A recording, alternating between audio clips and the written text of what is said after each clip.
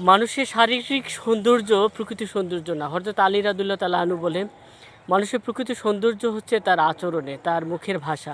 কিন্তু আমাদের দেশে কিছু শিক্ষিত মানুষ আছে, যাদেরকে আমরা শিক্ষিত বলে মনে করি। জানি না তারা কতটুকু প্রকৃত স্বশিক্ষিত কিংবা পারিবারিক শিক্ষায় শিক্ষিত কিনা আদৌ। কিন্তু একজন শিক্ষিত মানুষের আচরণ, কথাবার্তা এরকমের হওয়া উচিত নয়। যারা ফেসবুকে সারাক্ষণ গালিগালাজ করে মানুষকে কটু কথা বলে বেড়ায়, আমরা মনে করি না এরা পারিবারিক শিক্ষা কিংবা প্রাতিষ্ঠানিক শিক্ষা ভালোভাবে পেয়েছে। যাই হোক, নাসিরউদ্দিন পাটোয়ারি, কুমিল্লা কালাপাঠা থেকে শুরু করে এনসিপির বেশ কিছু সদস্য আছেন, এরা মানুষকে কথায় কথায় গালিগালাজ করে, বাজে মন্তব্য করে, অথচ এরা পবিত্র নয় সেটাও আমরা জানি। এরা নর্দমার মধ্যে ডুবে থাকা এক কীট, তাদের কলঙ্ক আছে, কিন্তু অথচ অন্যদেরকে ঠিকই তারা মানে দুর্নীতি বলে আখ্যায়িত করে।